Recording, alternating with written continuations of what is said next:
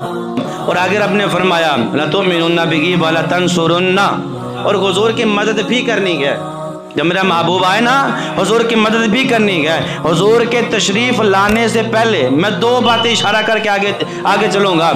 حضور کے تشریف لانے سے پہلے انبیاء کرام حضور کی مدد کرتے رہ گئے، حضور کی مدد کرتے رہ گئے۔ اگر ہم حضرت ابراہیم علیہ السلام کو دیکھیں، حضرت ابراہیم علیہ السلام کو دیکھیں، اب کعبہ ہے نا، کعبۃ اللہ کا گھر، اس کو بنانے کی ذمہ داری تو تھی حضور علیہ السلام کی۔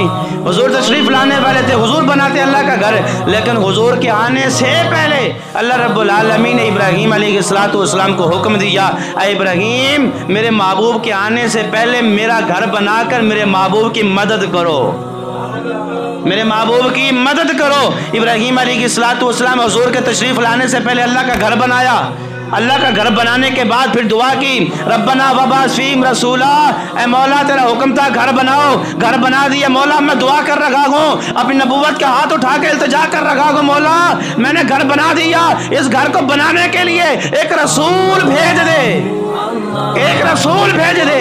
اور یہ دعا فرما کے اس بات کا بھی پردہ فاش کر دیا۔ حضرت ابراہیم علیہ السلام نے جس محبوب کے بارے میں عالم ارواح کے اندر رب نے بلا کر وعدہ لیا تھا کہ جب وہ محبوب آ جائے تم نے کلمہ بھی حضور کا پڑھنا گئے، ایمان بھی حضور پر لانا گئے۔ اوے میرے امتیو، وہ محبوب ابھی آیا نہیں ہے، گھر میں نے اس محبوب کے لیے بنایا، اور رب کی بارگاہ میں دعا کر رکھا ہوں، مولا میں نے گھر بنا دیا ہے، اب میں دعا کر رکھا ہوں جس محبوب کی تشریف آوری کا ذکر مولا عالم ارواح میں کیا تھا، مولا اس محبوب کو بھیج دے، گھر بنانا میرا کام تھا، اور اس گھر کو بسانے کا جو کام ہے وہ محبوب علیہ السلام کی ذمہ داری ہے، محبوب کی ذمہ داری ہے۔ اور دوسرے نبی کرتے موسیٰ علیہ السلام جب حضور معراج پر تشریف لے کر گئے، اللہ رب العالمین نے پیارے محبوب علیہ السلام کو 50 نمازوں کا تحفہ عطا فرمایا۔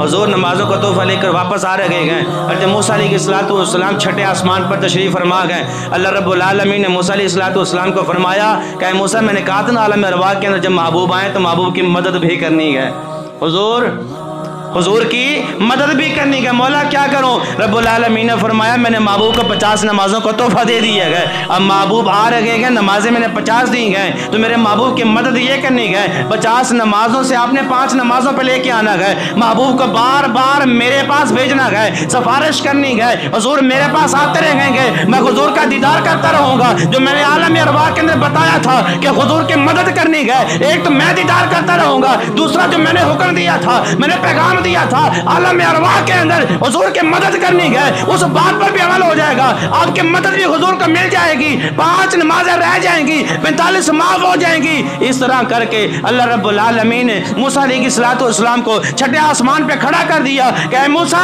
میرا محبوب 50 نمازوں کو تحفہ لے کر آ رہا ہے، میرے محبوب کو بار بار میری بارگاہ میں بھیجتے رہنا، میں 5 نمازیں کم کرتا رہوں گا، جب 5 رہ جائیں گی پھر بھی کہنا حضور پھر جائیے۔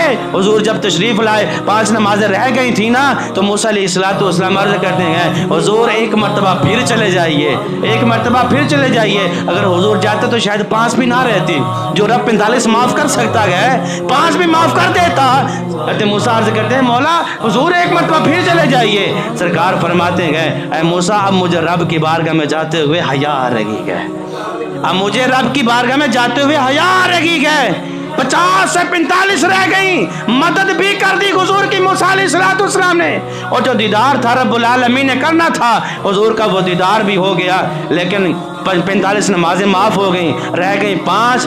آج 5 نمازیں بھی پڑھتے ہوئے ہمیں حضور کا کلمہ پڑھنے والے سارے نظر نہیں آتے، چیدہ لوگ آتے ہیں نماز پڑھنے کے لیے، چیدہ کچھ لوگ ہیں جو 5 وقت کی نماز پڑھنے کے لیے آتے ہیں، سارے نہیں آتے۔ ذرا سوچے اگر 50 ہوتی تو شاید ہم بھی نہ ہوتے، 50 نمازیں ہوتی تو شاید ہم بھی نہ ہوتے۔ شکر کریں 5 رہ گئی ہیں، 5 رہ گئی ہیں، اگر 45 رب نے معاف فرما دی ہے نا، 5 رہ گئی ہیں تو اس کو غنیمت جانے پڑھیں۔ حقیقت بات ہے نماز بہت بڑا عظیم تحفہ ہے، بہت بڑا عظیم تحفہ ہے۔ اللہ رب العالمین نے معراج پر بلا کر حضور کو اپنا دیدار کروایا، اور حضور فرماتے ہیں کہ میری امت کی معراج کہاں پہ ہے؟ وہ نماز کے اندر ہے۔ حضور ایک مرتبہ جسم اور روح کے ساتھ معراج کرنے کے لیے لامکان کی بلندیوں پہ گئے، لیکن اپنی امت کے لیے 5 معراجیں دن میں لے کر آئے، 5 मेराजें दिन में लेकर आए। अगर कोई उम्मती नमाज में खड़ा हो के मेराज की लज्जत ही ना ले तो ज़रा सोचिए उससे कम वक्त को उससे बड़ा कम वक्त हो सकता है? जो महबूब अपने गुलाम के साथ इतनी मोहब्बत करे, खुद तो एक मेराज करके आए लेकिन अपने गुलामों के लिए दिन में 5 मेराजें लेकर आए और अता फरमा दे कि अगर तुम उस मेराज का मजा लेना चाहते हो, उस मेराज की चाशनी हासिल करना चाहते हो, उस मेराज का सुकून लेना चाहते हो तो फिर आ जाओ रब के हुजूर। मैंने एक मेराज की थी, मैंने आपको 5 मेराजें दे दी हैं, 5 मेराजें दे दी हैं। अगर उस मेराज का मजा और लुत्फ उठाना चाहते हैं तो रब के हुजूर आए खुशू खुजू के साथ। नमाज पढ़े इस नहीं ऐसे नहीं कि नमाज पढ़ेंगे तो लोग मैं नमाजी कहने हाजी कहने मैंने सखी कहने।